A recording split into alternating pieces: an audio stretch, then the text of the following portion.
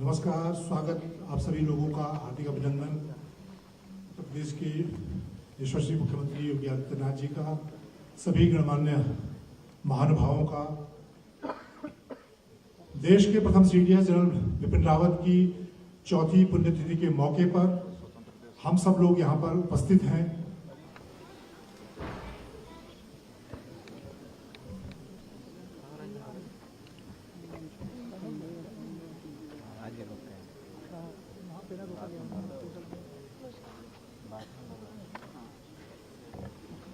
उनकी पुण्यतिथि के मौके पर आज सैनिक स्कूल गोरखपुर में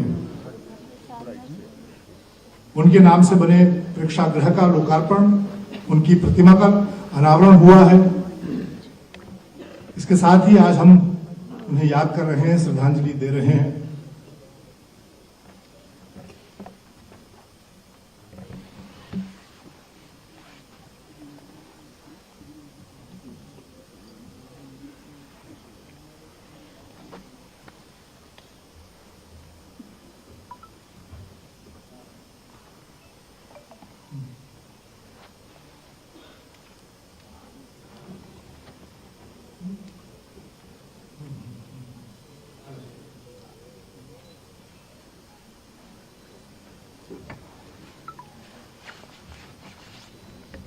हतो वा प्राप्यसि स्वर्गम जीत्वा भोगस्य महिम तस्मात् सुतिष्ठन्ते विद्याय कर्मस्य।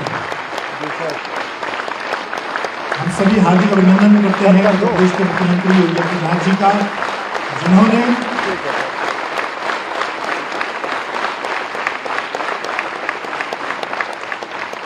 जैसे ये ऑडिटोरियल हॉल है, इसके चारों तरफ देश के प्रथम सीडीएस जनरल बिपिन रावत की चौथी पुण्यतिथि पर हम सब लोग यहाँ पर ऊपर उपस्थित हैं थिएटर में लगा और हम हार्दिक आभार व्यक्त करते हैं उत्तर प्रदेश के मुख्यमंत्री माननीय योगी आदित्यनाथ जी का, जिन्होंने हमारे पास जनरल बिपिन रावत के नाम पर सैनिक स्कूल गोरखपुर में प्रेक्षागृह और उनकी प्रतिमा का अनावरण किया है।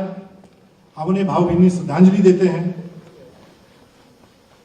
देश के प्रथम सीडीएस के तौर पर जनरल बिपिन रावत का जीवन गीता के इस श्लोक में समर्पित था। उन्होंने जिसको आत्मसात किया, मैं जब सेना प्रमुख के तौर पर सबसे पहले उनसे मिला था तो उनके कार्यालय में उन्होंने 2 गीता की प्रतियां रखी थी, एक अपने टेबल पर और एक पीछे अलमारी में। जी सर।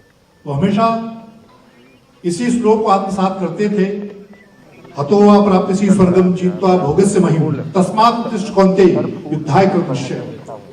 इसी श्लोक को लेकर उन्होंने अपने जीवन में आत्मसात किया। आज के कार्यक्रम की शुरुआत करते हुए हम सबसे पहले माननीय मुख्यमंत्री जी का स्वागत करेंगे। सैनिक स्कूल गोरखपुर के प्रिंसिपल कर्नल DS चौहान से अनुरोध करूंगा कि वो पुष्प गुच्छ से माननीय मुख्यमंत्री का स्वागत करेंगे।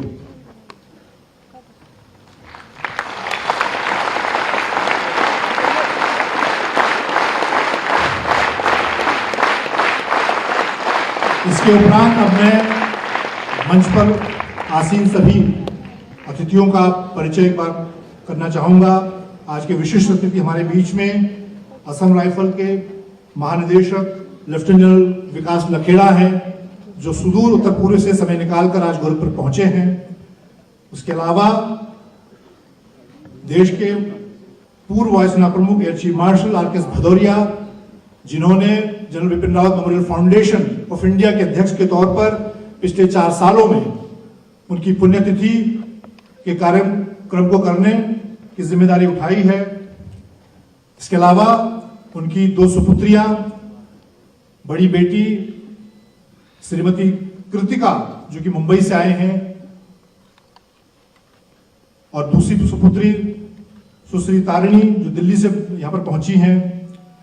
इसके अलावा मंच पर उत्तर प्रदेश सरकार के 2 कैबिनेट मंत्री स्वतंत्र देव सिंह जी, संजय निषाद जी, गोरखपुर के मेयर मंगलेश श्रीवास्तव जी, सभी विधायकगण और मंच पर आसीन सभी वरिष्ठ महानुभाव। अब मैं माननीय मुख्यमंत्री जी से अनुरोध करूंगा कि वे जनरल बिपिन रावत और उन सभी शहीदों को पुष्पांजलि अर्पित करेंगे।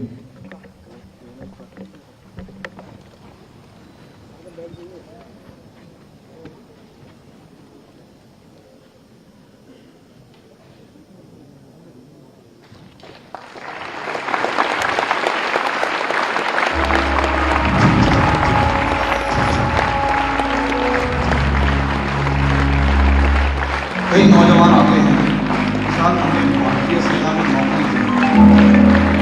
मैं उन्हें यही बोलता हूँ कि भारतीय सेना नौकरी का पालन कीजिए, नौकरी के लिए रेलवे में जाइए और बहुत सी जगह अपना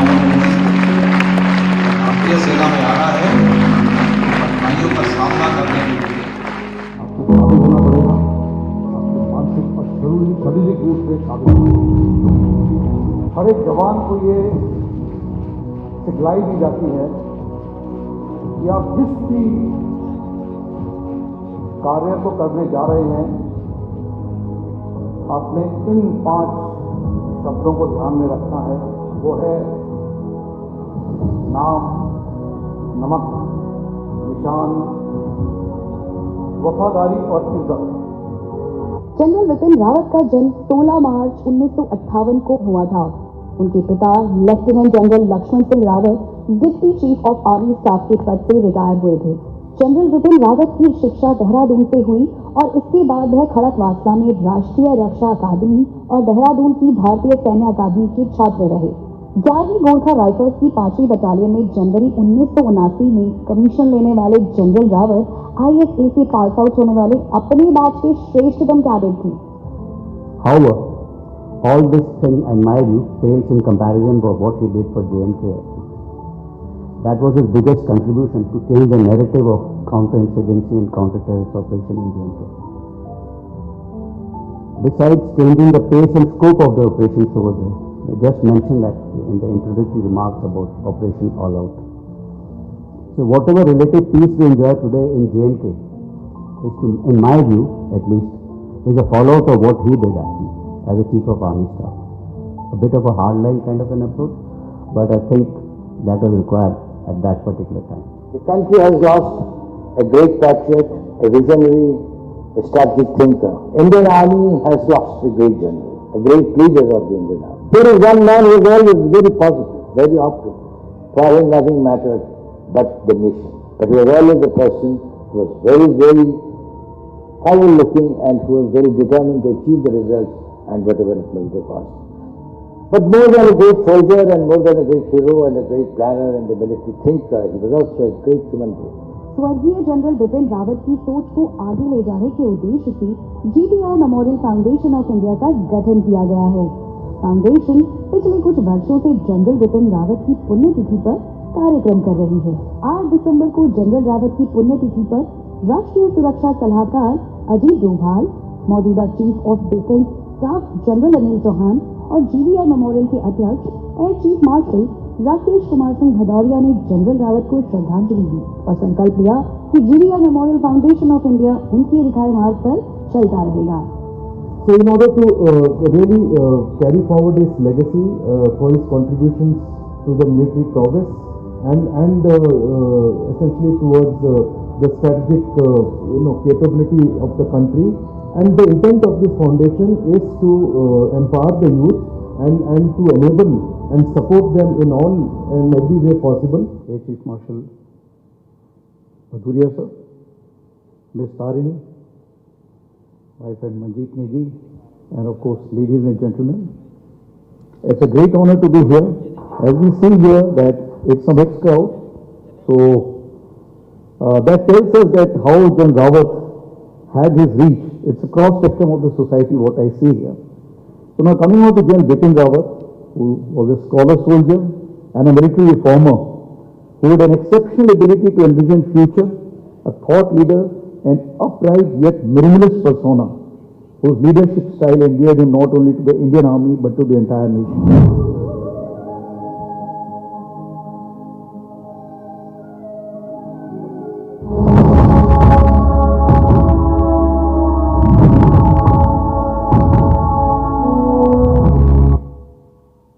मुझे याद है 4 दिसंबर 2020 को माननीय मुख्यमंत्री योगी आदित्यनाथ जी की प्रेरणा से देश के प्रथम CDI जनरल बिपिन रावत 4 दिसंबर 2020 को गोरखपुर में पधारे थे महाराणा प्रताप शिक्षा परिषद की स्थापना दिवस के मौके पर, जिसका जो कार्यक्रम इस वक्त भी गोरखपुर में चल रहा है।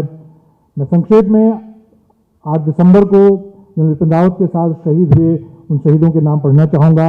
उनकी धर्मपत्नी Madhulika Rawat ji, brigadier SL Lidder, wing commander PS Chauhan, lieutenant colonel Harjinder Singh, squadron leader Kuldeep Singh, JWO Rana Pratap Das, JWO Pradeep Naik, Jitendra Kumar Naik, Gursewak Singh, lance Naik एस्तेजा, लांस नायक विवेक कुमार और हवलदार सतपाल राय का भी इस दुखद दुर्घटना में उनका निधन हुआ था। और अब मैं सैनिक स्कूल गोरखपुर के छात्र छात्राओं से अनुरोध करूंगा कि वो एक छोटी सी देशभक्ति की प्रस्तुति प्रस्तुत करेंगे।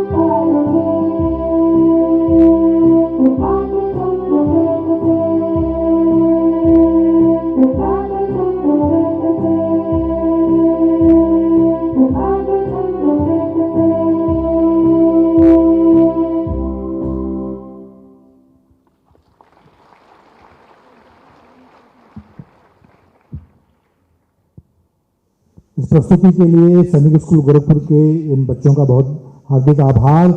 और हमें खुशी है कि आज जनरल बिपिन रावत इस प्रेक्षागृह में बड़ी संख्या में सैनिक स्कूल के बच्चे, भूतपूर्व सैनिक और गोरखपुर के गणमान्य नागरिक मौजूद हैं।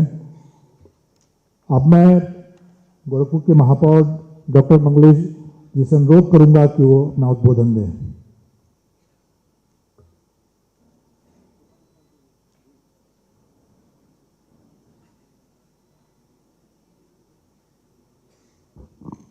धन्यवाद महोदय।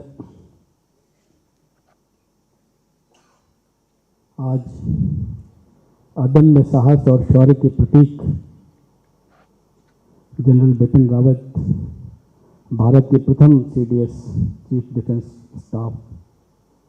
Of defence staff Bipin Rawat ji के चौथी पुण्यतिथि के अवसर पर सबसे पहले मैं उनको अपने श्रद्धा सुमन अर्पित करता हूं और आज इस कार्यक्रम के मुख्य अतिथि के नाते हम सब के अभिभावक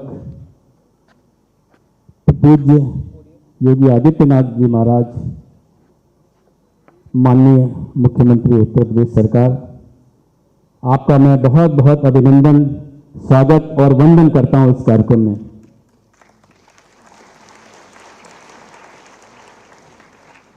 आज के कार्यक्रम में विशेष रूप से उपस्थित माननीय कैबिनेट मंत्री जल शक्ति आदरणीय श्री स्वतंत्र देव सिंह जी, माननीय कैबिनेट मंत्री मत्स्य विभाग आदरणीय संजय निषाद जी, माननीय अध्यक्ष जिला पंचायत आदरणीय श्रीमती साधना सिंह जी, माननीय विधान परिषद सदस्य डॉक्टर धर्मेंद्र सिंह जी, माननीय विधायक पिपराइच आदरणीय श्री महेंद्र पाल सिंह जी, गोरखपुर ग्रामीण के माननीय विधायक आदरणीय श्री विपिन सिंह जी, माननीय विधायक सहजनवा आदरणीय श्री प्रदीप शुक्ला जी, माननीय विधायक खजनी आदरणीय श्री श्रीराम चौहान जी, माननीय विधायक चिल्लूपार आदरणीय श्री राजेश त्रिपाठी जी, माननीय विधायक कैंपियरगंज आदरणीय श्री फतेह बहादुर सिंह जी, माननीय विधायक चौरी चौरा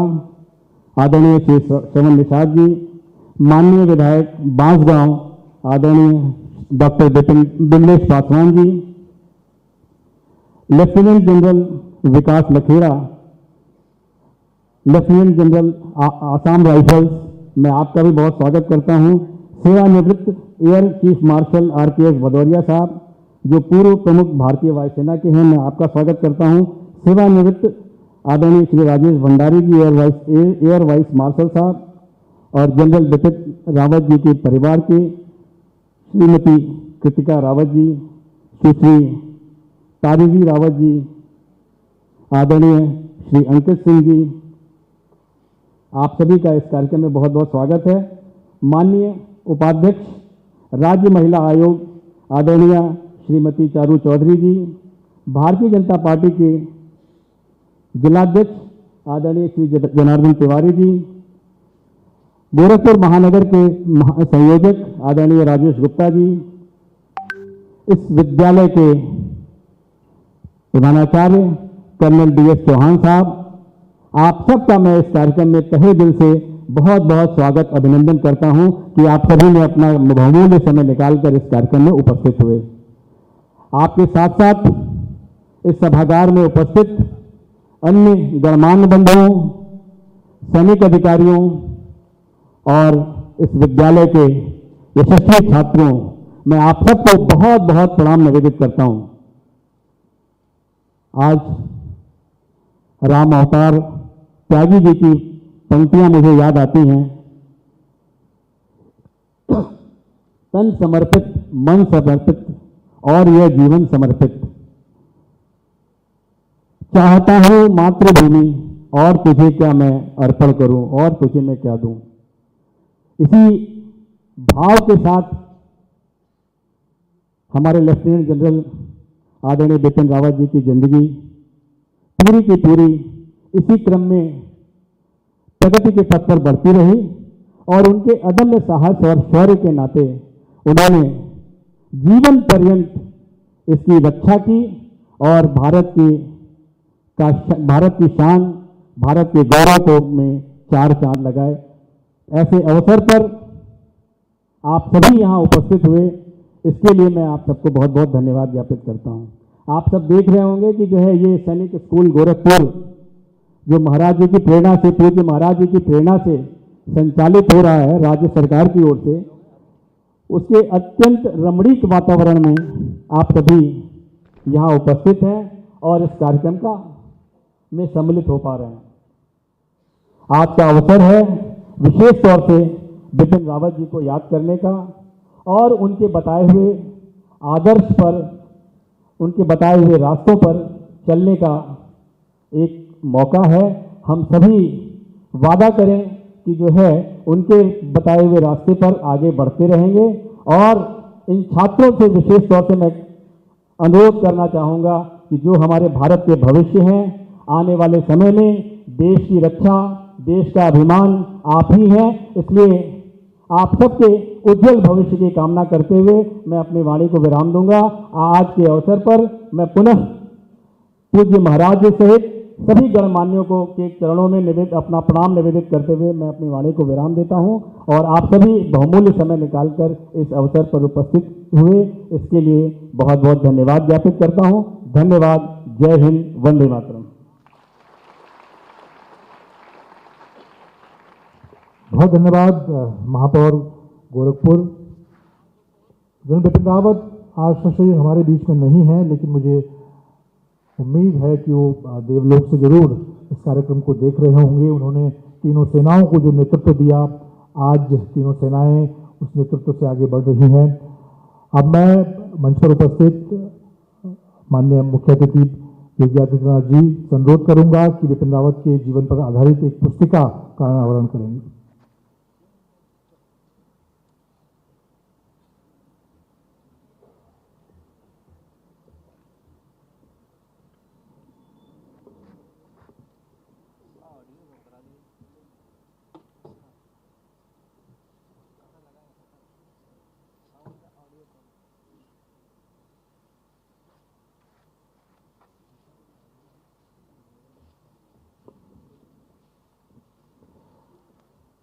जनरल बिपिन रावत ने देश के प्रथम सीडीएस के तौर पर तीनों सेनाओं को आत्मनिर्भर बनाने की दिशा में महत्वपूर्ण योगदान दिया।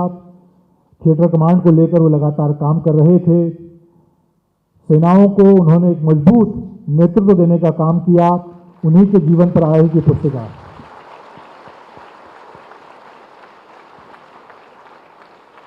अब मैं अनुरोध करूंगा भारतीय वायुसेना के पूर्व प्रमुख air chief marshal RKS Bhadauria, जिन्होंने बहुत निकटता के साथ वायुसेना प्रमुख के तौर पर जनरल बिपिन रावत के साथ कार्य किया जब वो सीडीएस थे, और पिछले 4 सालों से air chief marshal RKS Bhadauria general Bipin Rawat memorial foundation of India की जिम्मेदारी भी संभाल रहे हैं।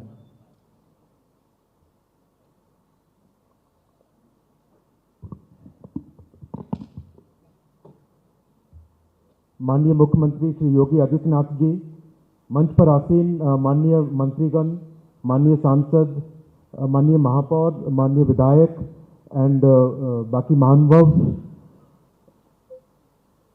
Lieutenant general Lakhera, general Rawat and Mrs Madhulika Rawat की दोनों daughters Kritika and Tarini, principal Sainik school Gorakhpur, उनके शिक्षकगण, सभी कैडेट्स, यहाँ उपस्थित सम्मानित अतिथिगण, मीडिया के सभी साथी, देवी और सज्जनों, सबको मेरा प्रणाम। आज हम सब एक अत्यंत प्रेरणादायी व्यक्तित्व, भारत के प्रथम chief of defence staff general Bipin Rawat की स्मृति में एकत्र हुए हैं। ये हमारे लिए गर्व और श्रद्धा का अवसर है कि सैनिक स्कूल गोरखपुर की इस पुण्य भूमि पर उनके सम्मान में इस ऑडिटोरियम का इनॉग्रेशन हुआ और उनकी प्रतिमा को अनावरण किया गया, जो आने वाले पीढ़ियों के लिए वीरता, अनुशासन और राष्ट्रप्रेम की प्रतीक बनी रहेगी। सबसे पहले मैं माननीय मुख्यमंत्री जी का हृदय से आभार प्रकट करना चाहता हूं कि उन्होंने अपने कर कमलों से जनरल रावत जी की प्रतिमा का अनावरण किया है। और ऐसा करके उन्होंने उनके अमर योगदान को एक बहुत ही उत्तम एंड बहुत उचित श्रद्धांजलि दी है। और हम आपके रियली आभारी हैं कि ये सब संभव हो सका आपके कारण। आपका यह कदम न केवल उत्तर प्रदेश की युवा पीढ़ी को प्रेरित करेगा, बल्कि राष्ट्र सेवा के प्रति नई ऊर्जा का संचार करेगा। मैं सैनिक स्कूल के प्रिंसिपल, सभी शिक्षकगण एंड सभी स्टूडेंट्स को भी धन्यवाद देता हूं, जिन्होंने ये प्रेरणादायी पहल द्वारा यह सुनिश्चित कर दिया है कि जनरल बिपिन रावत जी के आदर्श इस परिसर में सदैव जीवित रहेंगे।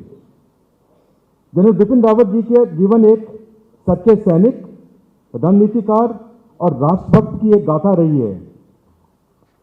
उन्होंने अपनी सेवा नेशनल डिफेंस एकेडमी से शुरू हुई और उसके बाद इंडियन मिलिट्री एकेडमी में स्वॉर्ड ऑफ ऑनर के साथ पास आउट हुए। उनकी शिक्षा और रणनीतिक प्रशिक्षण, परिश्रम एक बहुत ही उन्नत किस्म का रहा और बहुत ही अच्छा रहा उनके पूरे करियर में। वो डिफेंस सर्विसेज स्टाफ कॉलेज और यूएस के army command and staff general college का एक विद्यार्थी रहे और बहुत उत्तम विद्यार्थी रहे। उन्होंने निरंतर यह प्रेरणा दी कि एक सैनिक केवल आदेशों का पालन करने के लिए नहीं है, बल्कि एक विचारशील, एक तरह से राष्ट्र निर्माता में योगदान करना बहुत आवश्यक है। 4 दशकों से अधिक अपने कार्यकाल में, अपने मिलिट्री करियर में जो भी उन्होंने पद संभाला, जो भी कार्य उनको दिया गया, उन्होंने बखूबी निभाया, हर पद पर सफलता प्राप्त की। बट उनका सबसे अहम योगदान मेरे हिसाब से रहा अपने उत्तर और पूर्व की सीमाओं को सुरक्षित करने के लिए जो उन्होंने ठोस कदम उठाए। उनका एक सपना था कि भारत की सेनाएं सामूहिक शक्ति और आत्मनिर्भर संसाधनों के साथ भविष्य की दुनिया का सामना करें। जब वो चीफ ऑफ डिफेंस स्टाफ बने दिसंबर 2019 में, उनका सबसे बड़ा फोकस सबसे पहले तीनों सेनाओं को समन्वय के साथ काम करना और इंटीग्रेटेड ऑपरेशंस की तरफ कुछ ठोस कदम उठाए गए स्ट्रक्चरल रिफॉर्म्स करने के लिए। और सबसे इंपॉर्टेंट फोकस था आत्मनिर्भर बनने के लिए क्या क्या करना चाहिए, उसके इंडिजिनाइजेशन के, मेक इन इंडिया के, मेड इन इंडिया के लिए जो कदम उठाए गए। और उस सब का परिणाम, उस सब की सफलता आज हमें देखने को मिल रही है। एंड आज की हमारी क्या कैपेबिलिटी है, उसका एक छोटा सा उदाहरण आपने ऑपरेशन सिंदूर में देख लिया है। जनरल रावत केवल युद्ध नीति के जानकार नहीं, बल्कि शांति और मानवीय मूल्यों के भी उनके बहुत क्लोज था। उन्होंने कई बार संवाद, सहायता और पुनर्वास के माध्यम से ये दिखाया कि सैनिक का ध्येय केवल जीतना नहीं होता, बल्कि स्थायी शांति स्थापित करने में भी उनका अहम योगदान हो सकता है। प्रिय कैडेट्स को मैं ये बोलना चाहूँगा कि जब भी आप इस प्रतिमा के सामने खड़े होगे, यह तुम्हें याद दिलाएगी कि असली वीरता धैर्य, अनुशासन और ईमानदारी से निहित है। जनरल रावत जी जैसे आदर्श सैनिकों से आपको सीख लेनी चाहिए कि नेतृत्व और त्याग से जो राष्ट्र निर्माण के सच्चे जो स्तंभ हैं वो ये हैं। एंड आप जब भी कोई सफलता प्राप्त करते हैं तो आप प्रतिमा के सामने जाइए, आपको दिखेगा कि आपको कहाँ पहुँचना है। एंड जब भी कठिनाई हो और जब भी निराशा हो तो फिर प्रतिमा के सामने जाके खड़े होइए और आपके सब कष्ट दूर होंगे, आपको नई ऊर्जा मिलेगी। आज इस अवसर पर हम सब ये संकल्प करें कि हम सब एक सशक्त, एकजुट और आत्मनिर्भर भारत के निर्माण में अपना सारा योगदान देंगे और जनरल रावत जी के आदर्शों को अपने कर्मों से जीवित रखेंगे। और अंत में general Bipin Rawat memorial foundation of India की ओर से मैं आप सबसे ये साझा करना चाहता हूँ कि हमारी फाउंडेशन का ये एक मकसद रहा है कि हम युवाओं को मोटिवेट करें राष्ट्र निर्माण में अपना योगदान करने के लिए।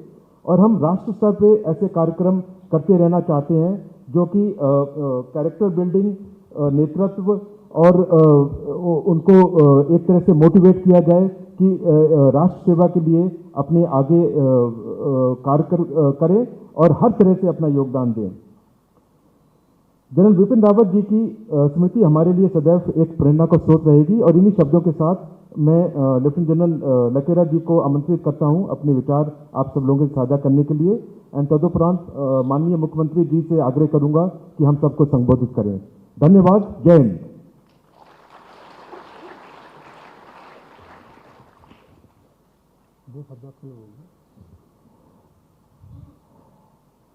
जनरल विकास लखेड़ा ने अपने करियर के दौरान जनरल बिपिन रावत के साथ उनको काम करने का मौका मिला और इस वक्त वो असम राइफल की कमान संभाल रहे हैं। शिलांग से वो पहुंचे हैं, उनका हार्दिक अभिनंदन हम लोग करते हैं।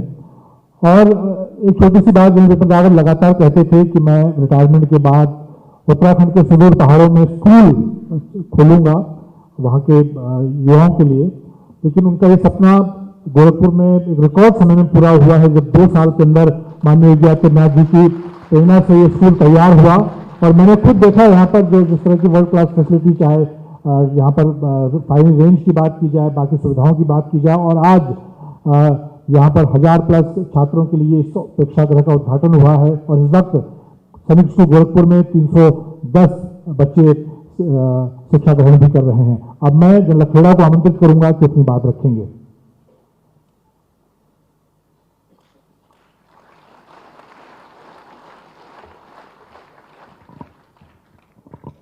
सुप्रभात, जय हिंद।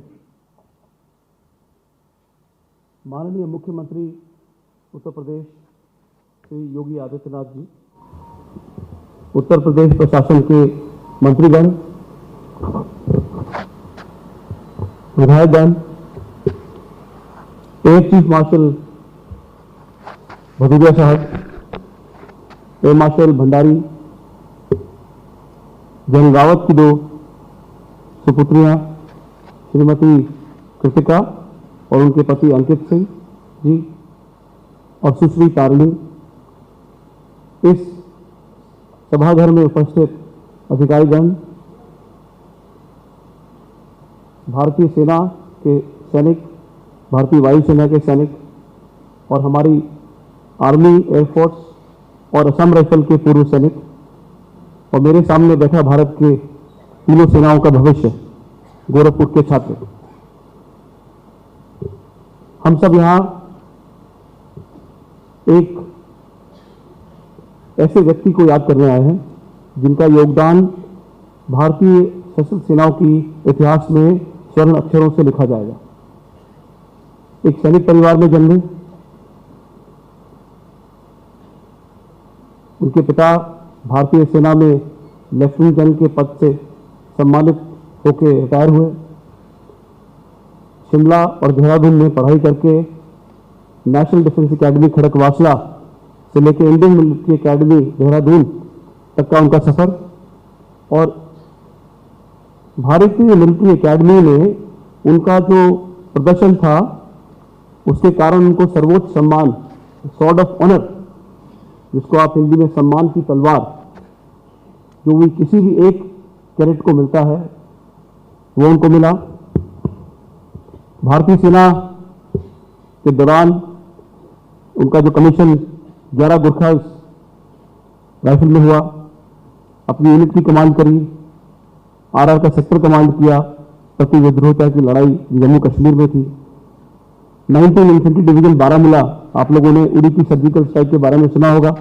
19 इन्फेंट्री डिवीजन वो डिवीजन है जो कि पाकिस्तान के साथ लगी हुई है, उसकी कमान संभाली। उसके बाद 3 कोर जो नागालैंड में दीमापुर स्थित एरिया में तैनात है, और पूरे उत्तर पूर्व में इंडो म्यांमार बॉर्डर और चीन के साथ जो हमारा लाइन ऑफ कंट्रोल है उस पर तैनात है, उसकी कमान की। और उस दौरान मुझे अभी तक याद है, मैं उस समय मिलिट्री ऑपरेशंस डिपार्टमेंट में था और 2015 में हमारे ऊपर, हमारी 6 डोगरा यूनिट के ऊपर एक आतंकवादी हमला हुआ मणिपुर में, और उसमें हमारे 21 बहादुर जवान और जीएसओ शहीद हुए। उस समय वो 3 कोर कमांडर थे। और हम जो बात करते हैं सर्जिकल स्ट्राइक की, कि अपनी लड़ाई को दुश्मन के घर में ले जाना, जनरल रावत ने दीमापुर में तैनात 3 कोर होके वो लड़ाई आप म्यांमार के इलाके में ले गए और वहाँ पे जो सर्जिकल स्ट्राइक हुई उसमें हमने अपने जो बहादुर जवान थे, जो वीर गति को प्राप्त हुए थे, उनका बदला लिया। एक बेबाक इंसान, बिना भय अपनी बात रखने वाले, एक ऐसे इंसान जो दिल की अभिव्यक्ति अपने विचारों से अपने सैनिकों, अपने अफसर, अपने जेसीओ के सामने रखते थे। हर इंसान अपनी जिंदगी में जब किसी से मिलता है तो आप उनसे एक रिश्ता कायम करते हैं, और सैनिक जीवन में भावुकता का रिश्ता सबसे ज़्यादा महत्वपूर्ण होता है। मैं जनरल रावत से कई साल पहले मिला था, जब वो कर्नल थे, उसके बाद जो ब्रिगेडियर बने, आर्मी क्वार्टर में ब्रांच में थे, और जब वो 19 दिव्य कमान कर रहे थे कश्मीर में, बारामूला में, तब मैं भारतीय उस समय सेना अध्यक्ष जनरल विक्रम सिंह जी के साथ था, और मैंने उनकी ब्रीफिंग सुनी थी सुदूर इलाके में, हिंदुस्तान के पाकिस्तान बॉर्डर के ऊपर, और जिस बिना भय के अपनी और बिना संकोच के एक सीनियर के सामने अपनी बात रखने में जो कला होती है, अपनी बात भी कह देना, उस बात में कठोरता भी दिखाना और संयम भी दिखाना, इसी के साथ साथ दूसरे की भावनाओं को आहत न करना, वो जनरल रावत को बखूबी आता था। मेरा सौभाग्य था कि मैं उनके साथ म्यांमार गया 2015 में। म्यांमार आर्मी के साथ जो वार्तालाप थी हमारी, खासकर हमारा जो पक्ष था कि वहाँ से जो उग्रवादी हैं हमारे सीमाओं के अंदर आते हैं, और उधर भी जिस बेबाकी से उन्होंने अपनी बात रखी और जिस तरह से उन्होंने नेतृत्व स्थापित की म्यांमार के फौजी जो जनरल थे वहाँ पे, वो भी अपने आप में भी मेरे लिए, क्योंकि मैं उस समय कर्नल था, एक उदाहरण था। जिंदगी में बहुत ऐसे समय आएंगे जब आपकी परीक्षा ली जाएगी, और सबसे बड़ी परीक्षा उनकी ये थी जब वो भारतीय प्रथम CDS बने, क्योंकि उस समय CDS की पोस्ट नहीं होती थी और वो पहले व्यक्ति थे।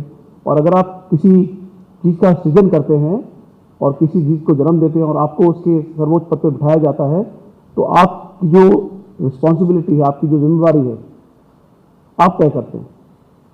और 2 साल जो भारत के CDS रहे, और 2 साल में जो उन्होंने हासिल किया, और 2 साल में ना पितु सैनिक बल्कि बच्चा बच्चा हिंदुस्तान का जो उनका नाम जानता है आज, और जो उन्होंने तीनों सेनाओं के लिए किया, वो अपने आप में एक उदाहरण है। उनकी जीवन के बारे में शायद मैं बहुत कुछ बोलने में सक्षम नहीं हूँ, क्योंकि ना मैं उस स्तर पे पहुँचा हूँ, ना मुझे उतना ज्ञान और ना ही उतना मुझे एक्सपीरियंस है।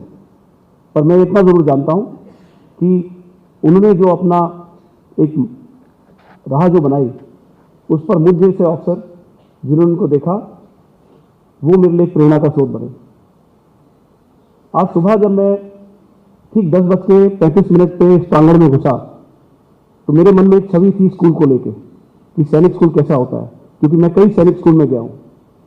और जब मैं इधर पहुंचा तो मुझे ऐसा लगा कि मैं किसी अंतर्राष्ट्रीय कन्वेंशन सेंटर के प्रांगण में आया हूँ।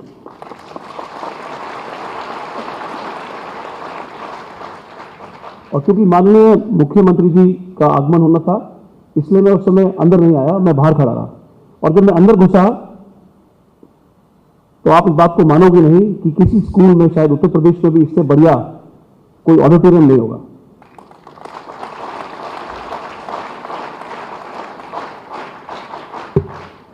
तो बच्चों जो अपना भविष्य भारतीय की तीनों सेनाओं में देख रहे हैं एक अधिकारी के रूप में, आपके पास आज विश्व स्तर का इंफ्रास्ट्रक्चर है, और आपके राह में अभी कोई रोड़ा नहीं बनेगा कि आप अपना सपना जो है आपके मन में या आपके माता पिता के जो आपके लिए देखा है उसको आप पूर्ण कर सकें। तो आपके मंगलमय भविष्य की कामना करते हुए और जनरल बिपिन रावत का स्मरण करते हुए मैं भी अपनी वाणी को विराम दूंगा, और मैं आशा करूंगा कि जनरल बिपिन रावत को सच्ची श्रद्धांजलि आपकी सफलता होगी।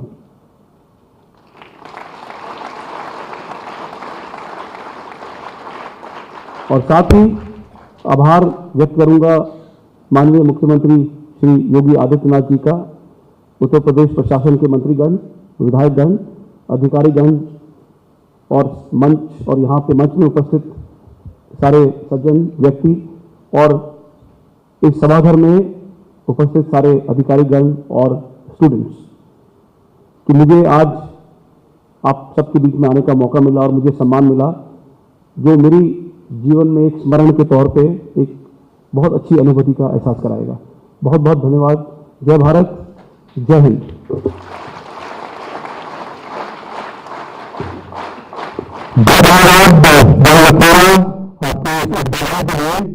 और अब मैं बिना देरी के माननीय मुख्यमंत्री योगी आदित्यनाथ जी से अनुरोध करूंगा कि वो हम सबका मार्गदर्शन करें।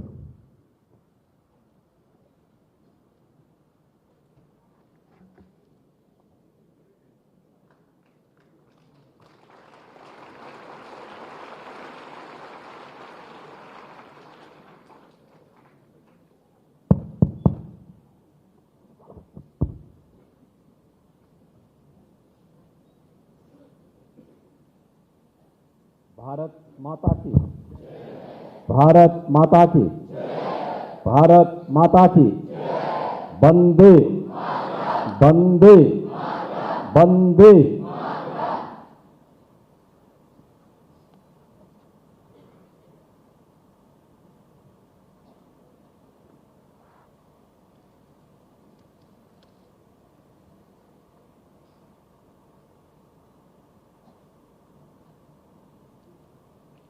भारत के प्रथम chief of defence staff general Bipin Rawat ji की चतुर्थ पुण्य स्मृति में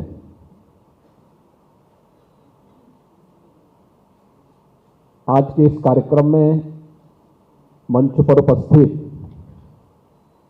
उत्तर प्रदेश सरकार में मंत्रिमंडल के मेरे वरिष्ठ सहयोगी,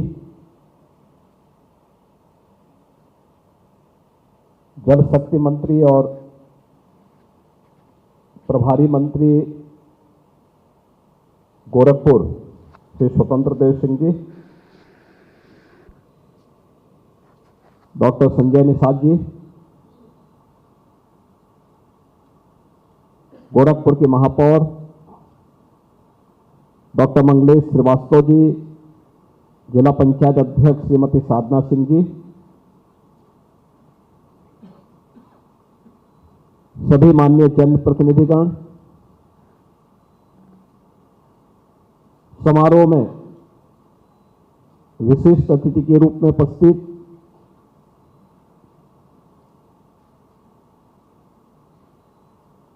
असम राइफल के महानिदेशक लेफ्टिनेंट जनरल विकास लखेड़ा जी,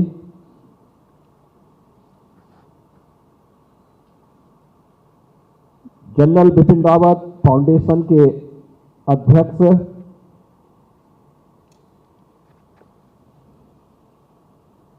एयर चीफ मार्शल सेवानिवृत्त CRKS Bhadauria ji, air vice marshal retired Shri Rajesh Bhandari जी,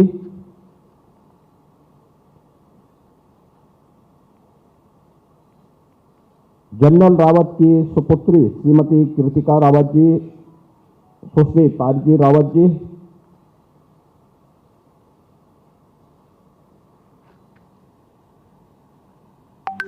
सैनिक स्कूल गोरखपुर के प्रधानाचार्य श्री DS चौहान जी, अपर मुख्य सचिव उत्तर प्रदेश सरकार शिक्षा श्री पार्थ सारथी सेन शर्मा जी, आज के समारोह में उपस्थित सभी हमारे सम्मानित अतिथिगण, सैनिक स्कूल परिवार से जुड़े हुए सभी यहाँ के शिक्षकगण, सैन्य अधिकारीगण और सैनिक स्कूल के हमारे सभी कैडेट्स, उपस्थित अन्य बहनों और भाइयों, मैं सबसे पहले उत्तर प्रदेश सरकार और उत्तर प्रदेश की जनता की ओर से भारत के प्रथम chief of defence staff general Bipin Rawat ji की पूर्ण स्मृति को नमन करते हुए उन्हें विनम्र श्रद्धांजलि अर्पित करता हूं। मुझे अत्यंत आनंद की अनुभूति है कि हमने आज उनकी स्मृति को इस सैनिक स्कूल के साथ जोड़ा है और सैनिक स्कूल का ये दायित्व है कि प्रतिवर्ष 8 दिसंबर की तिथि को जनरल रावत और उनके साथ जिन्होंने शहादत को प्राप्त किया उन सभी के स्मृति दिवस को यहां पर आयोजित करके हमारे कैडेट्स के मन में राष्ट्रभक्ति और जीवन के उच्च आदर्शों के प्रति एक नई प्रेरणा दिवस के रूप में इस दिवस को यहां पर आयोजित करें। मैं धन्यवाद दूंगा जनरल बिपिन रावत फाउंडेशन के सभी पदाधिकारियों को और खासतौर पर श्री मंजीत नेगी जी को और उनकी पूरी टीम को, जिन्होंने लगातार जनरल रावत की स्मृति को जीवंत बनाए रखने के लिए वर्तमान और भावी पीढ़ी के सामने उनके योगदान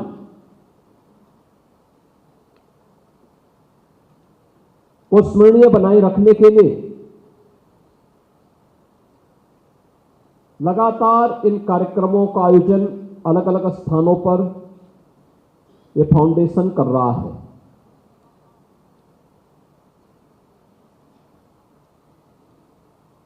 भारत के तीनों सेनाओं के सर्वोच्च पद पर आसीन रहने के बावजूद भारत की सेना में सबसे बड़े रिफॉर्मर के रूप में कार्य करने के बावजूद भारत के कई महत्वपूर्ण सैन्य ऑपरेशन को उनके नेतृत्व में सफलतापूर्वक आगे बढ़ाने के बावजूद जब जनरल रावत से कभी मुलाकात होती थी, वही सहजता, वही सरलता, हृदय को छू लेने वाली एक भावनात्मक लगाव, लेकिन मातृभूमि के प्रति उतना ही समर्पण का भाव, ये बहुत कम देखने को मिलता है। मैंने उन्हें गोरखपुर में गोरखपीठ के द्वारा संचालित संस्थाओं के एक समारोह में आमंत्रित किया था और कितनी सहजता सरलता थी, बच्चों के प्रति कितनी उदारता थी, कितनी संवेदनशीलता थी, लेकिन मातृभूमि के प्रति उतना ही समर्पण और देश के दुश्मनों से निपटने की उतनी दृढ़ इच्छा शक्ति उनके अंतःकरण में भी देखने को मिलती थी।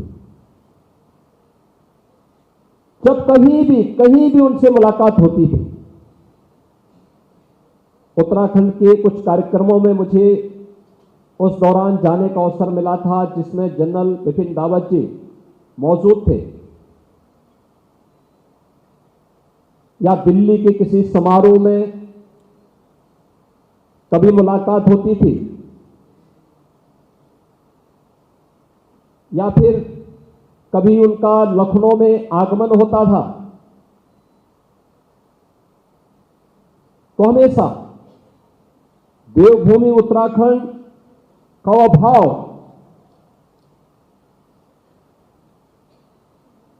जो राष्ट्र के प्रति एक नई प्रेरणा देता है, वह उनके मन में सदैव रहती थी और वह अन्यों के लिए एक प्रेरणा बनती थी।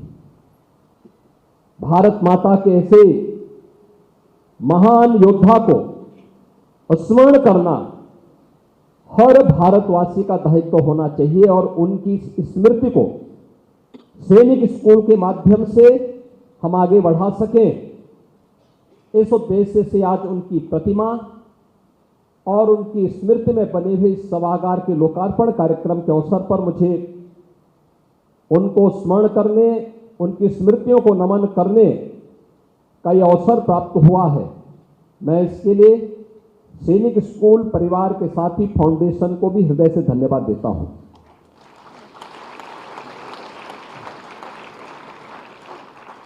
श्रीमद् भगवद गीता का यह मंत्र जिसे अक्सर, जिसके बारे में श्री मंजीत नेगी जी ने अपने उद्बोधन में कहा भी, वे अक्सर इस बात को कहते थे और हर व्यक्ति को इस बात के लिए प्रेरित भी करते थे कि हतो वा प्राप्त से स्वर्गम जित्वा वा भोक्ष से महीन। यानी अगर युद्ध भूमि में शहीद हो जाओगे, बलिदान हो जाओगे, तो स्वर्ग का उपभोग करोगे, जीतोगे तो धरती का राज करोगे। यह एक सैनिक के साथ साथ हर नागरिक पर बराबर लागू होता है।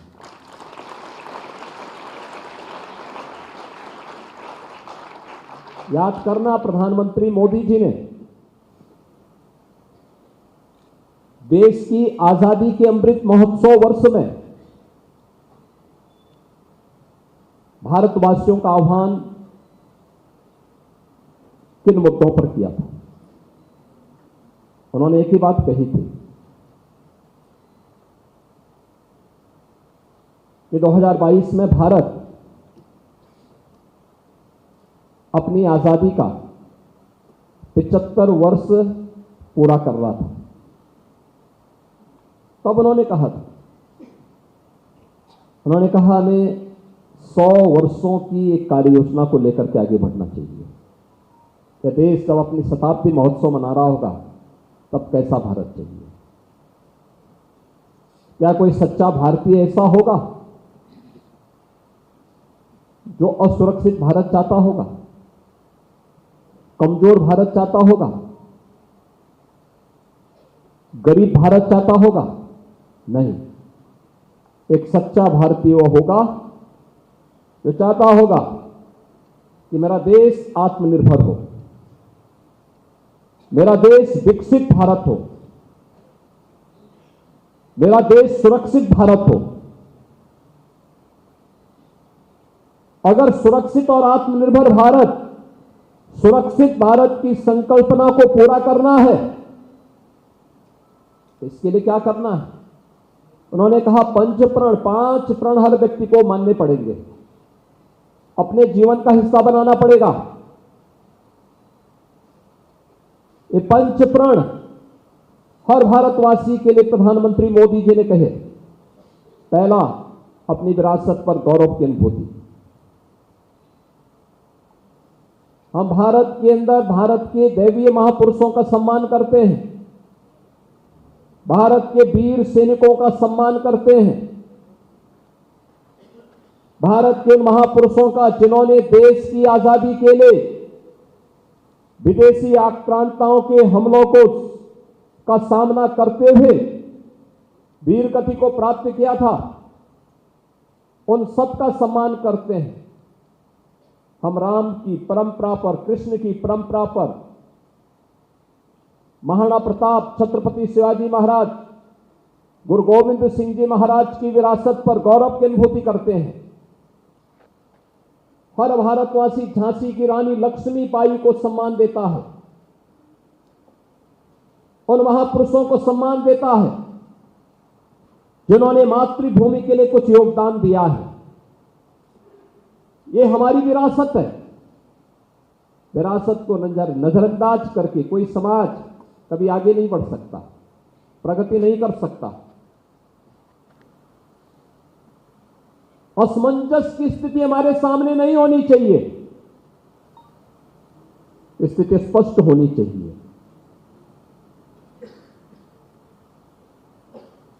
दूसरा प्रण उन्होंने भारतवासियों के लिए किया था, गुलामी के अंशों को सर्वथा समाप्त करना।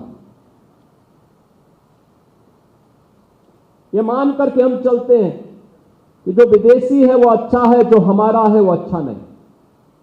ये गुलामी की मानसिकता है।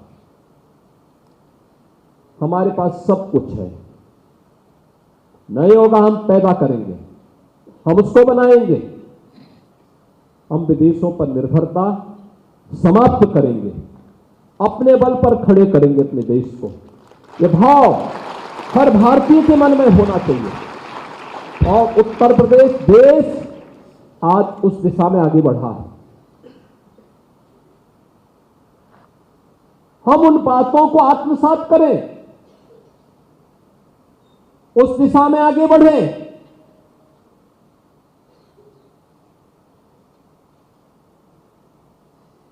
हम सिकंदर को क्यों महान कहें? हम महाराणा प्रताप, छत्रपति शिवाजी और गुरु गोविंद सिंह जी महाराज को, पृथ्वीराज चौहान को, जनरल बिपिन रावत को महान क्यों नहीं कहते? भारत के अंदर परमवीर चक्र विजेता जो हमारे वीर सैनिक रहे हैं, हमारे लिए वे महान हैं। हमारे लिए विदेशी आक्रांता महान नहीं हो सकता है। जिन लोगों ने इतिहास में छेड़छाड़ करके विदेशी आक्रांताओं को महान बनाने का कुत्सित प्रयास किया है, ये गुलामी की मानसिकता है। उस गुलामी की मानसिकता को पूरी तरह त्यागना होगा। विदेशी वस्तुओं को अच्छा बनाने वाले और भारत के कारीगरों को, श्रमिकों की मेहनत को अपमान करने वाली गुलामी की मानसिकता से ग्रसित है। हमें उस मानसिकता से उभरना पड़ेगा। तीसरा प्रण प्रधानमंत्री जी ने हर भारतवासी के लिए कहा था, अपनी सेना के प्रति, मिलिट्री, पैरामिलिट्री और पुलिस की यूनिफॉर्म के प्रति सम्मान का भाव। हम वीर सैनिकों का सम्मान करें।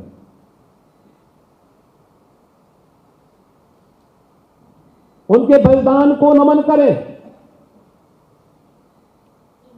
हम चैन की नींद इसलिए सोते हैं क्योंकि हमारा सैनिक सीमाओं की रक्षा कर रहा है।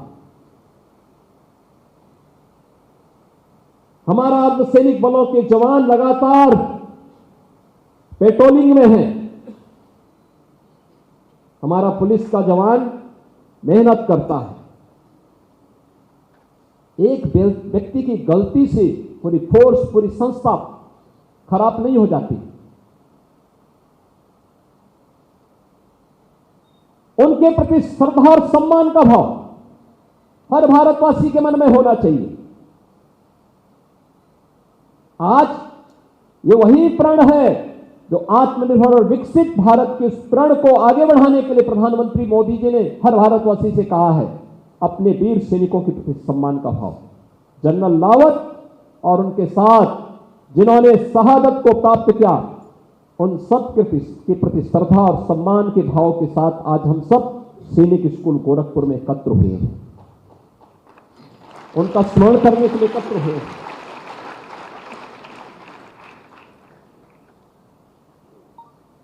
चौथा प्रण जो प्रधानमंत्री जी ने कहा था वह है सामाजिक एकता पर बल, समाज को जोड़ना। तोड़ने के लिए तो बहुत लोग हैं। कोई जाति के नाम पे तोड़ रहा है, कोई क्षेत्र के नाम पे तोड़ रहा है, कोई भाषा के नाम पे बांट रहा है, तमाम अन्य वादों के आधार पर। और जितने भी तोड़क तत्व हैं, जब ये सत्ता में आते हैं केवल अपने परिवार के लिए सोचते हैं, अपने परिवार की प्रॉपर्टी विदेश में बनाते हैं। कोई विदेश में होटल खरीदता है, कोई द्वीप खरीदता है, देश का पैसा वहां जाता है, भारत को दलिद्र करने के सारे षड्यंत्र करते हैं। देश को विभाजित करने का पाप करते हैं। ये लोग वही पाप कर रहे हैं जो जाति के नाम पर समाज को बांट रहे हैं, क्षेत्र और भाषा के नाम पर समाज को बांट रहे हैं। ये लोग वही पाप कर रहे हैं जो पाप कभी जयचंद और मीर जाफरों ने देश के अंदर किया था। हमें ऐसे तत्वों से सावधान और सतर्क रहना होगा। एक तात्कालिक लॉलीपॉप से समाज का कल्याण नहीं होने वाला है, देश का कल्याण नहीं होने वाला है। देश का कल्याण तब होगा जब समाज में एकता होगी, कोई भेदभाव नहीं। हम सब भारतीय होने के नाते एक हैं। जब डॉक्टर भीमराव अंबेडकर जी से पूछा गया था एक बार, क्या आप अपने आप को किस रूप में देखते हैं, उन्होंने पूछा आपका प्रश्न किस संदर्भ में है। उन्होंने कहा था मेरा संदर्भ इस बात को लेकर के है क्योंकि उस समय कुछ जगह जातीय आंदोलन चल रहे थे और कुछ जगह क्षेत्रीय आंदोलन चल रहे थे। उन्होंने कहा कि देखो, हम हर भारतवासी का दायित्व बनता है, हम पहले भी और अंत में भी हमारी पहचान एक भारतीय के रूप में होनी चाहिए। और मैं फिर कहूंगा आपसे भी, बाबा साहब भीमराव अंबेडकर अगर इस बात को कह सकते हैं, ये कहते हैं कि भारत के संविधान के शिल्पी हैं, तो हम सबका भी दायित्व बनता है बिना भेदभाव के एक समरस समाज की स्थापना करके जो भी अपने आप को भारतीय बोलने में गौरव की अनुभूति करता है वो हमारा है, और जिसको भारतीय बोलने में गौरव की अनुभूति नहीं होती है वही पराया है। उसको बोलना चाहिए वहीं जाओ जहां आपको अपना सब कुछ मिले। और पांचवा जो हर नागरिक के लिए आवश्यक है वह है नागरिक कर्तव्य।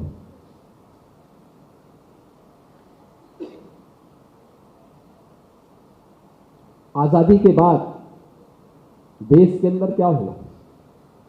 हमने अधिकारों के संरक्षण की बात तो की लेकिन कर्तव्यों की बात नहीं की। और आज मुझे स्मरण है, मैंने एक बार जनरल रावत से पूछा, मैंने कहा जनरल साहब मुझे बात बताइए कि आपने देश के अंदर सेना का मोर्चा विपरीत परिस्थितियों में उन क्षेत्रों में भी लिया है जहां पर सामान्य दिनों में टेम्परेचर -20 -40 तक होता है, यानी जमा देने वाली। कैसे वहां कार्य होता है? उन्होंने मुझसे गीता का एक श्लोक बोला। उन्होंने कहा योगी जी इसका रहस्य है योग कर्मसु कौशलम। मैंने कहा क्या मतलब? उन्होंने कहा इसका मतलब ये है कर्मण्येवाधिकारस्ते मा फलेषु कदाचन, कार्य करते रहो, मेहनत। तो मैंने कहा उसमें क्या करते हैं, क्योंकि सामने तो दुश्मन की ठिकाने होते हैं। उन्होंने कहा उसमें भी हम कोई कार्य मिले ठीक नहीं मिलता है तो पहले खाई खोदते हैं, फिर उसको पाटते हैं, फिर खोदते हैं, जिससे व्यक्ति ऊर्जावान, उसकी ऊर्जा बनी रहे और खून जमने न पाए। ये कर्म की प्रेरणा, निष्काम कर्म की प्रेरणा, ये हमारे कर्तव्यों के साथ हमें जोड़ती है। याद रखना, देश महान वही हुआ है जिस देश का नागरिक अपने कर्तव्यों के प्रति सजग होता है। वह देश कभी महान नहीं हो सकता जहां पे अधिकारों का संघर्ष हो और जो नारे लगते हैं ना कि मेरी मांगे पूरी हो चाहे जो मजबूरी हो, ये हमारा नारा नहीं हो सकता। याद रखना, ये ट्रेड यूनियन जहां भी विकसित हुआ है नष्ट कर दिया।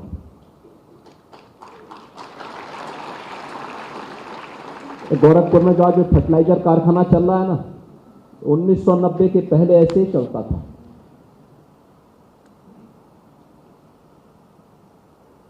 उन्नीस सौ 1990 में बंद हो गया था।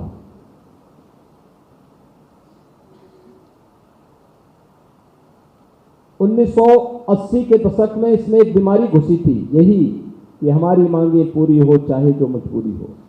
और वह दीमक की तरह इतना खोखला इसको बना दिया कि 1990 में एक बार बंद हुआ, हमेशा के लिए बंद हो गया। अब सोचो, इस कारखाने को लगाने के लिए मुझे 1996 से लेकर के 16 तक 20 वर्षों तक लगातार संघर्ष करना पड़ा था। लगातार 20 वर्षों तक संघर्ष किया था। सड़क से संसद तक की लड़ाई लगातार करता रहा और तब 16 में बना। आप मुझे बताओ, आज कारखाना भी चल गया, पहले से तीन गुनी क्षमता पे चल रहा है कारखाना, नया कारखाना, नई टेक्नोलॉजी के साथ हम लोग यहां पे स्थापित करवाए। और अगर कारखाना बना है तो फर्टिलाइजर कारखाने के साथ ही सैनिक स्कूल भी बन गया है। सैनिक स्कूल, कितने शानदार सैनिक स्कूल का प्रांगण है। सैनिक स्कूल के कार्यक्रम में, जब इसके उद्घाटन कार्यक्रम में हमने तत्कालीन उपराष्ट्रपति जी को आमंत्रित किया था और मेरी इच्छा थी, मैंने 19 में जब सैनिक स्कूल के बारे में कार्यक्रम आगे बढ़ाया था तो 20 में इस पे चर्चा करने के लिए ही मैंने एक बार जनरल बिपिन रावत जी के साथ में बैठा था। उन्होंने एक परिकल्पना दी थी, इस रूप में बने, अच्छा होना चाहिए, और मेरी इच्छा थी कि इसके उद्घाटन कार्यक्रम में वो आए, लेकिन देवयोग से हमारे बीच में नहीं है।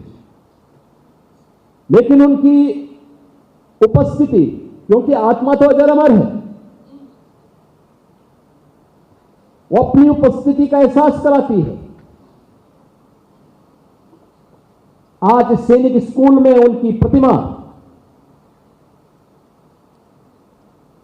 यहां का आर्किटेक्चर, यहां का उनकी स्मृति को और उनकी जीवंतता को, उनकी अजर और उनकी अमरता को हम सबकी स्मृति में सदैव बनाए रखेगी। और इस दृष्टि से जब मेरे मन में बात आई, उस समय उपराष्ट्रपति जी ने भी इस बात, क्योंकि वह सैनिक स्कूल के पूर्व प्रोडक्ट थे, तो मैंने उनको उस समय आमंत्रित किया था। वो आए थे, उन्होंने यहां देखा, उन्होंने कहा साहब मैं तो देश भर के कई सैनिक स्कूलों में जा चुका हूं और मैंने देखा, लेकिन मुझे बहुत अच्छा लगा कि जो भी बच्चे इस सैनिक स्कूल में यहां पर पढ़ाई करेंगे, यहां आएंगे, जिनका सिलेक्शन यहां के लिए होगा, वह बहुत अच्छे ढंग से यहां से शिक्षा भी ग्रहण करेंगे और यहां के प्रशिक्षण के साथ भी जुड़ेंगे। और मुझे प्रसन्नता है कि हमने इसको खुली आवासीय सैनिक स्कूल के रूप में इस विद्यालय को यहां पर बालक और बालिकाओं के लिए, देश के अंदर सैनिक स्कूलों में बालिकाओं के लिए भी आरक्षण हो, ये मैंने लखनऊ सैनिक स्कूल से प्रारंभ किया था सन 2018 में।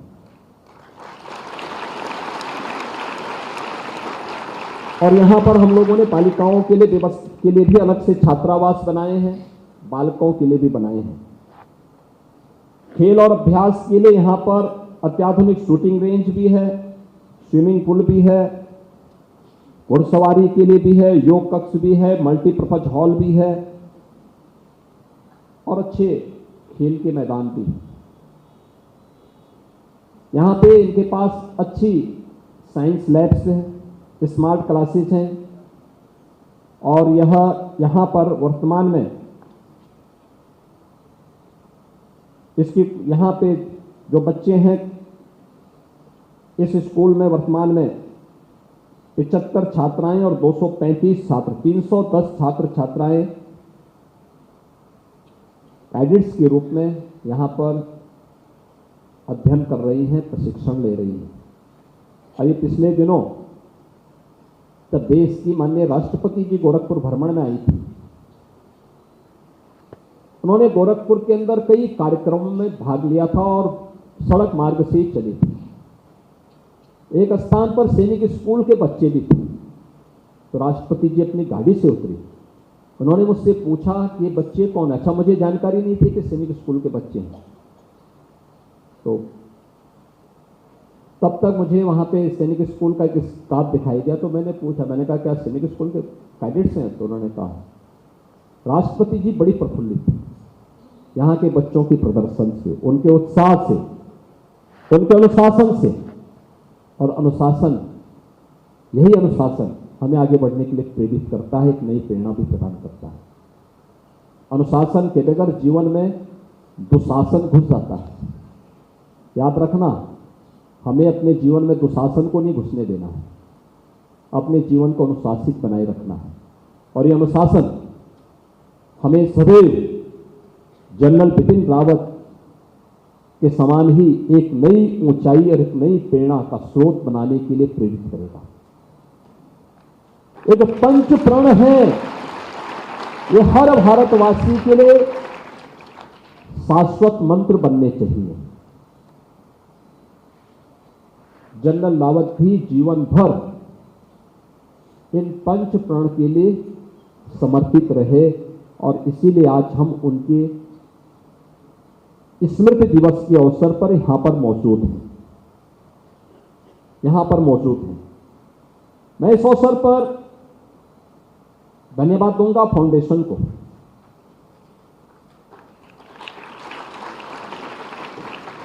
Air chief marshal RKS Bhadauria ji को भी, श्री मंजीत नेगी जी को भी,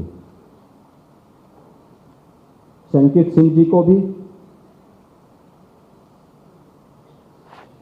जो लगातार जनरल रावत की इस स्मृति को जीवंत बनाए रखने के लिए कार्य कर रहे हैं।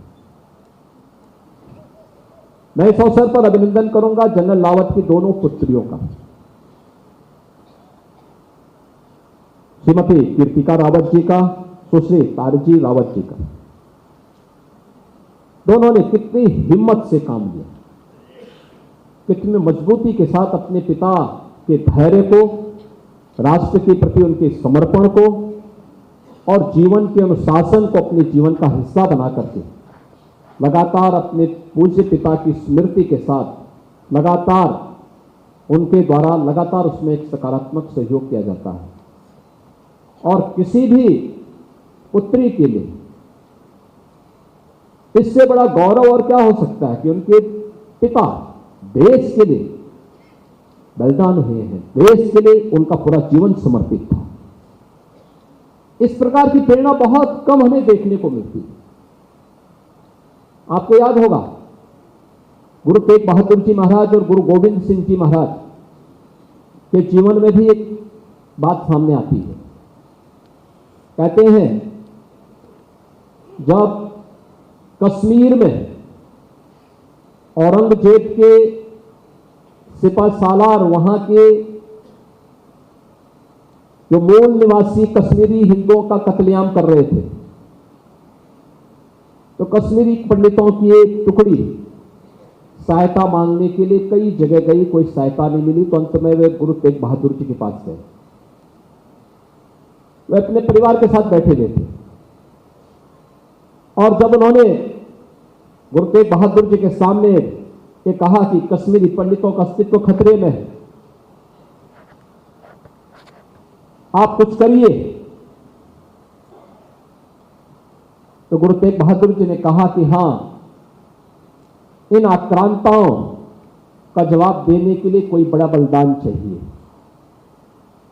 बड़ा बलिदान चाहिए।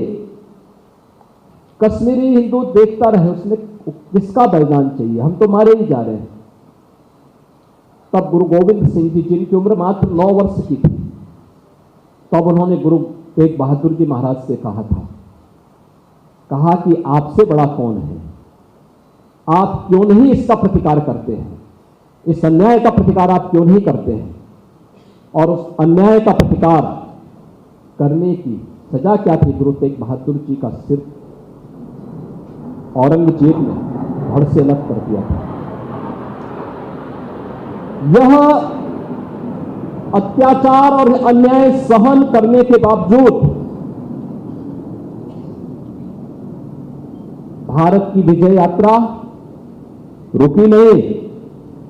गुरु तेग बहादुर जी महाराज, गुरु गोविंद सिंह जी महाराज का स्मरण हर भारतीय करता है, लेकिन औरंगजेब या उसके किसी आक्रांता को कोई भी भारतीय सम्मान नहीं देता है, क्योंकि विदेशी आक्रांता थे, एक गुलामी के प्रतीक थे, भारत को रौंदने के लिए आए थे और भारत उन्हें कभी सम्मान नहीं दे सकता है। एक सच्चा भारतीय इन आक्रांताओं को कभी सम्मान नहीं दे सकता है और वह आज भी हम सब देखते हैं। जनरल बिपिन रावत की दोनों पुत्रियां इस स्मृति को जीवंत बनाए रखने के लिए लगातार कार्य कर रही हैं और सचमुच उनका धैर्य, उनका अनुशासन, अपने पिता की प्रेरणा से उनका समर्पण अभिनंदनीय है। मैं इस अवसर पर उनकी उपस्थिति के लिए उनका हृदय से स्वागत भी करता हूं। मैं इस अवसर पर असम राइफल के हमारे महानिदेशक लेफ्टिनेंट जनरल लखेड़ा जी का मैं विशेष रूप से इस अवसर पर हृदय से धन्यवाद देता हूं कि वे आज गोरखपुर में आए। असम राइफल से जुड़े हुए काफी बड़ी संख्या में जो उनके टॉप्स हैं रिटायर्ड, वे सभी यूपी में काफी बड़ी संख्या में रहते हैं। पिछले दिनों उनके वेलफेयर के लिए कुछ कार्यक्रमों को लेकर के वे आए थे और बहुत अच्छा लगा मुझे कि उस सिस्टम का जो सर्वोच्च पद पर बैठा हुआ व्यक्ति है वह अपने एक एक सिपाही के बारे में, एक एक जवान के बारे में, एक एक रिटायर्ड अधिकारी के बारे में जानकारी भी रखता है और जानकारी रखने के साथ साथ उनके वेलफेयर के लिए रिटायरमेंट के बाद भी उनको कोई परेशानी न हो, सेवा के दौरान भी कोई परेशानी न हो, अगर सोच रहा है तो सचमुच भारत का भविष्य उज्जवल है। क्योंकि यही टीम वर्क हमें आगे बढ़ने के लिए प्रेरित करना चाहिए। ये टीम वर्क है, एक परिवार का भाव। ये परिवार का भाव रहेगा तो टीम वर्क और सुदृढ़ होती है। हम सब भारतवासी, 40 करोड़ भारतवासी एक स्वर में जब बोलते हैं, भारत की समस्या का समाधान होता है। भारत की ताकत दुनिया के अंदर दिखाई देती है और उसी ताकत का एहसास कराने की एक प्रेरणा हम सबके सामने है भारत के प्रथम सीडीएस जनरल बिपिन रावत। मैं एक बार फिर से उनकी स्मृति को नमन करता हूं, उनकी चतुर्थ पुण्य स्मृति पर उन्हें विनम्र श्रद्धांजलि अर्पित करता हूं। फाउंडेशन को, सैनिक स्कूल परिवार को हृदय से धन्यवाद देता हूं और विश्वास व्यक्त करता हूं कि 8 दिसंबर की तिथि जनरल रावत की स्मृति के लिए आप सदैव यहाँ पर कोई ना कोई कार्यक्रम उनकी स्मृति में होना चाहिए। इस विश्वास के साथ आप सबकी प्रति मैं अपनी शुभकामनाएं देता हूं। धन्यवाद। जय हिंद।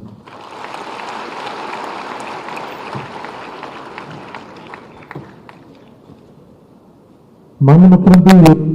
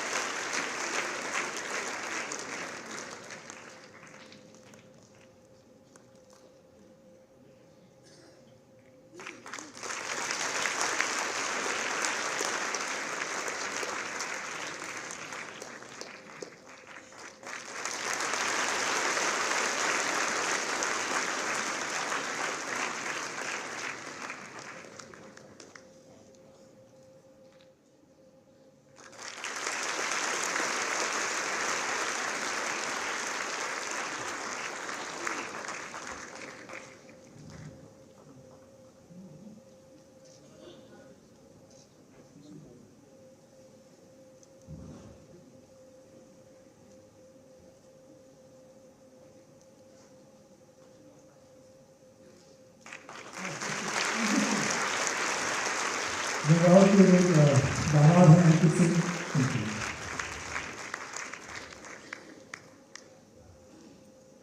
इस कार्यक्रम को सफल बनाने के लिए मैं माननीय मुख्यमंत्री से अनुरोध करूंगा कि जीवीआर मेमोरियल फाउंडेशन की जो सीईओ हैं एयर मार्शल राजेश भंडारी, उनको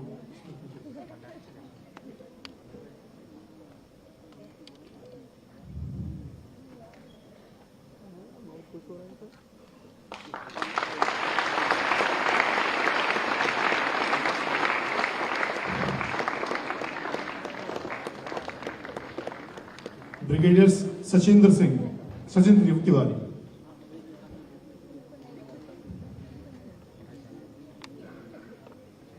सैनिक स्कूल गोरखपुर के प्रिंसिपल कर्नल DS चौहान,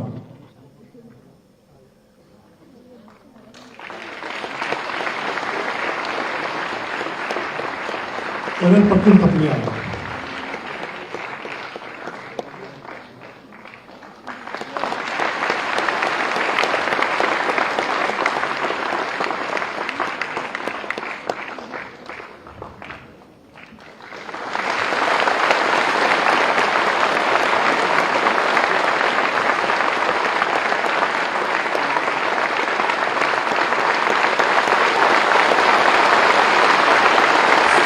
सबसे ज्यादा तालियां चौहान के कर्नल प्रफुल्ल थपलियाल जो कि देहरादून से हैं, TA बटालियन